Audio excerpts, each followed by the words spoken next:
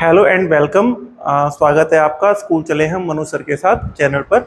आज हम पढ़ेंगे करंट अफेयर के बारे में, जो कि अप्रैल में एक इंसिडेंट हुआ था यूएन में, जिसमें फिलिस्तीन यूएन का मेंबर बनना चाह रहा था, बट अमेरिका के वीटो पावर की वजह से वो फिलिस्तीन यूएन का मेंबर नहीं बन पाया। तो हम यहाँ पे सबसे पहले जानेंगे कि फिलिस्तीन का 2024 अप्रैल में यूनाइटेड नेशंस में मेंबर बनने का जो प्रपोजल था वो कैंसिल हो गया। अब वो कैंसिल क्यों हो गया? कैंसिल उसका मेन रीजन था कि सिक्योरिटी काउंसिल में अमेरिका ने अपने वीटो पावर का यूज कर लिया। अब एक्चुअल में 18 अप्रैल 2024 को फिलिस्तीन के मेंबर बनने के लिए रेजोल्यूशन लेके आया था अल्जीरिया, जो कि अफ्रीका महाद्वीप में एक देश है। अब सिक्योरिटी काउंसिल में 15 मेंबर हैं टोटल, जिसमें से 12 जो वोट हैं वो तो इसके फेवर में हुए कि फिलिस्तीन को यूएन का मेंबर बन जाना चाहिए। 2 मेंबर हैं ब्रिटेन एंड स्विट्जरलैंड, ये दोनों एब्सेंस रहे उसमें। और इसके अलावा जो अमेरिका था उसने अपना नेगेटिव वोट मतलब वीटो पावर यूज किया, जो कि एक नेगेटिव पावर की रूप में आता है। इसके अलावा ये जो लेसन है, अगर स्कूल क्लास 12 के बच्चों के काफी काम आ सकता है, तो क्लास 12 की पॉलिटिकल साइंस की बुक है वर्ल्ड कंटेम्प्रेरी वर्ल्ड पॉलिटिक्स, उसमें लेसन नंबर 6 है इंटरनेशनल ऑर्गेनाइजेशंस। तो अगर आप वो बुक भी पढ़ेंगे साथ में तो आपको यूएन के बारे में काफ़ी कुछ जानने में मदद मिलेगी। तो अब यहाँ पर सवाल ये उठता है कि अगर फिलिस्तीन को यूएन का मेंबर बनना है तो क्यों बनना है ना? तो फिलिस्तीन का यूएन का मेंबर बनने से क्या फ़ायदा होगा? तो यूएन आपको भी पता है बहुत बड़ा ऑर्गेनाइजेशन है ना? वर्ल्ड के लगभग सभी देश इसके मेंबर हैं। अगर फिलिस्तीन भी बन जाएगा तो उसमें उसका फायदा ये होगा कि यूएन अपने सदस्य देशों को काफी मदद करता है, जैसे कि आर्थिक मदद हो गई, तकनीकी मदद हो गई, विज्ञान के क्षेत्र में मदद हो गई, एजुकेशन फील्ड में हो गई, ठीक है ना? और उस देश में शांति बनाए रखने में भी मदद करता है। तो फिलिस्तीन को काफी सपोर्ट मिलेगा इस तरीके से। अभी फिलहाल फिलिस्तीन उसका सदस्य नहीं है, जैसे कि हमने बताया अभी 18 अप्रैल 2024 को अल्जीरिया उसका प्रस्ताव लेके आया, बट फिलिस्तीन मेंबर ना होकर उसका एक नॉन मेंबर ऑब्जर्वर है। हिंदी में इसे हम बोलते हैं गैर सदस्य पर्यवेक्षक। अब ये गैर सदस्य जो पर्यवेक्षक होता है, ये लगभग हर संस्था में, जो एक संस्था होती है, जैसे कि हम मान लो ब्रिक्स का नाम लें, यूएन का नाम लें, तो इसमें ना कुछ ऐसे देश ये अपने ग्रुप में लेते हैं जो कि इसके सदस्य तो नहीं होते, बट वो ऑब्जर्व करते हैं कि यहाँ पर क्या चल रहा है, किस तरीके से चलता है। तो इसी तरीके से यहाँ पर जो नॉन मेंबर ऑब्जर्वर बना है फिलिस्तीन 2012 में बना था। इसका फायदा ये है कि जैसे सेकंड क्वेश्चन है कि फर्स्ट ही है कि अगर ये बन गया नॉन मेंबर ऑब्जर्वर के रूप में, ये क्या क्या जो भी पार्टिसिपेशन है उसमें क्या क्या भूमिका निभा सकता है।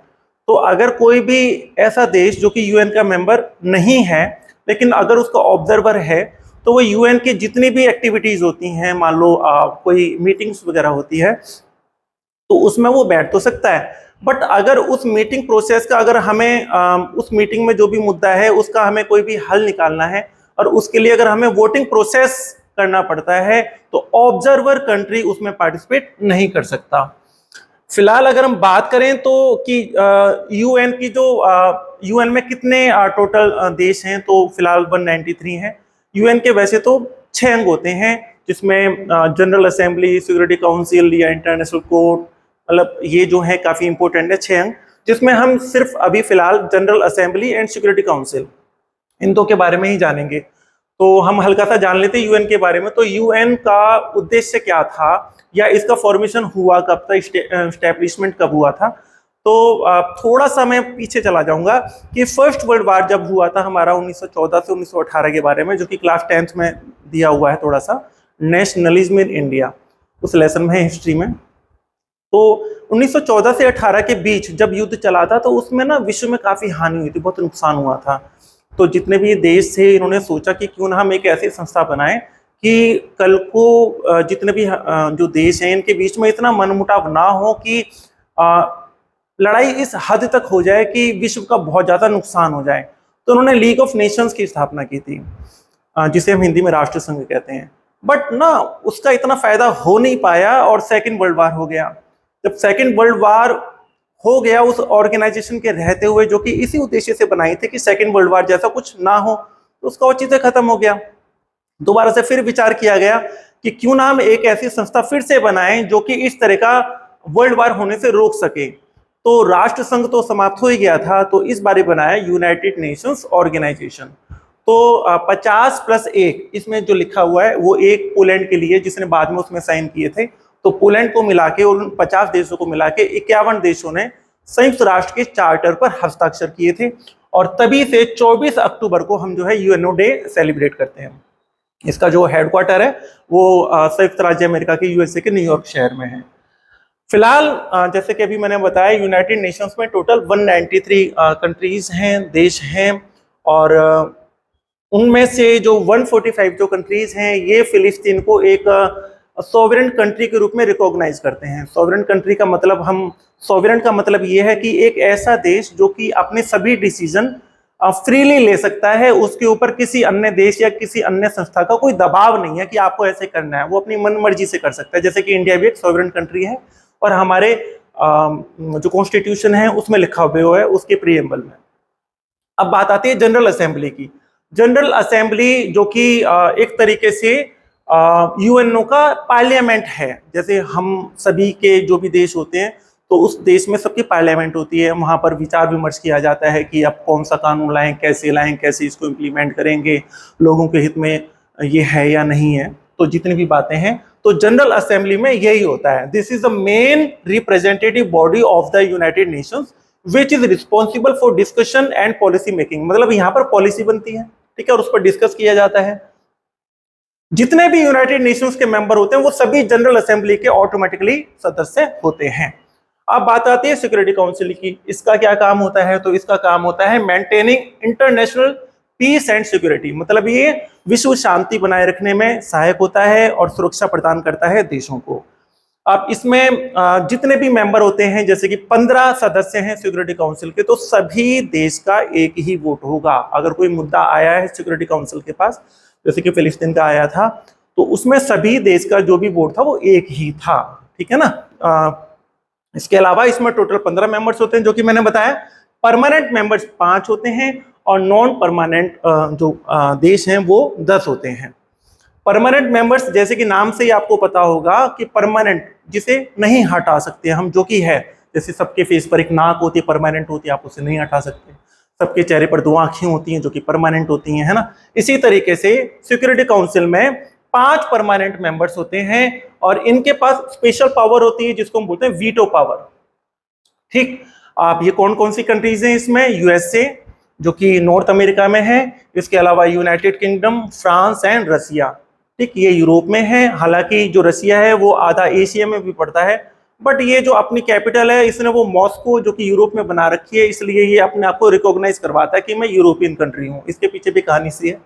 और 5वां जो देश है वो चाइना एशिया का इकलौता देश है जो कि परमानेंट मेंबर है सिक्योरिटी काउंसिल में। इनका कोई भी टेन्योर नहीं होता, मतलब ऐसा नहीं है कि ये आज बन गए हैं तो 5 साल बाद इनका जो कार्यकाल है, टेन्योर है, वो खत्म हो जाएगा। ऐसा नहीं है, एक बार बन गए तो जब तक यूएनओ है तब तक ये है, इनके अभी के फिलहाल के कॉन्स्टिट्यूशन के अकॉर्डिंग। दूसरा होता है नॉन परमानेंट मेंबर्स। इसमें टोटल 10 मेंबर होते हैं, ठीक है ना। आपको ध्यान में रखनी है बात कि सिक्योरिटी काउंसिल में 10 मेंबर होते हैं, जिसमें 5 परमानेंट होते हैं, हमने अभी नाम बताए, और जिनका कोई भी टेन्योर नहीं होता है। इसके अलावा नॉन परमानेंट मेंबर्स होते हैं, इसमें 10 सदस्य होते हैं, और इनका जो टेन्योर होता है वो 2 साल का होता है, और इनके पास कोई भी वीटो पावर नहीं होती है। हाँ, अगर ये चाहें, जैसे कि मान लो इंडिया है, इंडिया नॉन परमानेंट मेंबर बना तो इसका टाइम होगा 2 साल का। 2 साल के बाद ये चाहे तो दोबारा से, अगर इसे जनरल असेंबली का सपोर्ट मिलता है, अन्य देशों का सपोर्ट मिलता है, तो ये दोबारा से नॉन परमानेंट मेंबर बन सकता है। कोई भी देश दोबारा से बन सकता है। अब नॉन मेंबर, अगर हम ऑब्जर्वर की बात करें, जैसे फिलिस्तीन की बात करें, जो कि फिलहाल में यूएन का नॉन मेंबर ऑब्जर्वर है, तो इससे क्या क्या फायदा होगा? तो इससे क्या क्या फायदा होता है? It is a privilege to some non members to give them an ability to participate in the UN activities. मतलब यूएन में कोई भी एक्टिविटीज हो रही है जनरल असेंबली में, तो इसमें पार्टिसिपेट कर सकता है। Non member observer has a limited ability to participate in the organisation. मतलब इसका जो पार्टिसिपेशन का जो इसे जो अधिकार मिला है वो एक लिमिटेड है। जैसे कि मैंने अभी क्या बताया कि वो वोटिंग प्रोसेस में पार्टिसिपेशन नहीं कर सकता। फिलिस्तीन के अलावा वेटिकन सिटी है, एक धार्मिक होली सिटी के रूप में जानी जाती है। ये भी यूनाइटेड नेशंस का नॉन मेंबर ऑर्गेनाइजेशन है। अभी तक मैंने जो भी आपको बताया उसी के मद्देनजर, मतलब उसी को ध्यान में रखते हुए हमने कुछ क्वेश्चंस तैयार किए हैं। ये 9 क्वेश्चंस हैं। अब मुझे ऐसा लगता है कि अगर आप मेरी पूरी वीडियो अगर आपने ध्यान से देखी होगी बिना स्किप किए हुए, और मैंने जो समझाया है अगर वो आपकी समझ में आ गया होगा, तो इन सभी क्वेश्चंस के आप आंसर दे सकते हैं। अगर आपको कोई प्रॉब्लम है तो कमेंट में लिख सकते हैं, और वैसे अगर आप चाहें तो कमेंट में इनके आंसर लिख सकते हैं। Thank you.